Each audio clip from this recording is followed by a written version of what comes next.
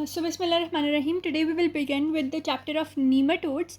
And what are nematodes? Nematodes are the type of substances or types of living organisms that are going to infect the humans, and their body is covered by non-cellular highly resistant coil, and that coil is known as a cuticle. But remember, that coil or that coating that they have, that is non-cellular and it is highly resistant. Now, if we talk about the male and female, they have distinct male and female. The female is longer than the male, and the male is shorter but it has a tail. Now, nematodes can be classified on the basis of the sites that they infect. They can be intestinal, that remain in the intestinal lumen, or they can be tissue nematodes that are going to invade certain other tissues. Now, we are going to firstly discover the intestinal nematodes. In the intestinal nematodes, there are these ones. One is Entrobius, then Trichuris, Ascaris, Ankylostoma, and Strongyloids. Now, Entrobius, Trichuris, and Ascaris, the ETA, the three ones, ETA, Entrobius, Trichuris, and Ascaris, they are deposited by the ingestion of eggs. So first of all, in the video, we are going to discuss the three of them. I will make separate parts on each of these three, but remember that these three, ETA, the Entrobius, the Trichuris, and the Ascaris, they are produced by the ingestion of eggs. Now, first of all, we'll move towards Entrobius vermicularis, which is also known as the pinworm. Now, this Entrobius vermicularis or pinworm, and the infection that it causes, it is known as entrobiasis. Now, it does not have any other vector, and it only is going to infect the humans. And how does it spread? It spreads by the ingestion of eggs. Let's have a look at its life cycle. So here we have the Entrobius vermicularis life cycle. Let's interpret what they tell you by this life cycle. So what happens is, for example, this is the embryogenated egg that is ingested. Now you take the egg by the mouth. The egg goes into your small intestine, and at that situation it opens up and it produces a larva. That larva is going to penetrate and develop into the intestinal mucosa. So you took the egg through your mouth, it went into your small intestine, it became the larva. The larva then produced inflammation of your intestinal mucosa. After that, it is going to become worms, these grown-up worms. And these grown-up worms, how are they deposited? When the larva goes into the colon. As soon as the larva goes into the colon, it develops into the female and male worms.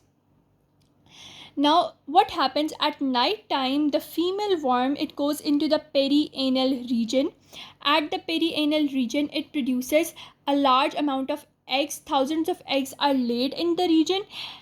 And these eggs, after 6 hours, they become embryogenated. And what happens? These eggs, they produce special type of proteins, and these proteins, they are going to cause perianal pruritus or perianal itching. This perianal itching or pruritus, what it is going to cause?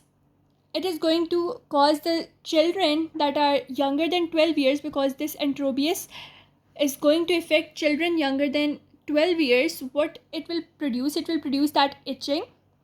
Due to that itching, the young adults, what will do? They will scratch their anal region and put their fingers into the mouth. And because of this embryogenated egg is repeated again, and it is ingested again, and the whole cycle repeats itself. So this is how it takes place.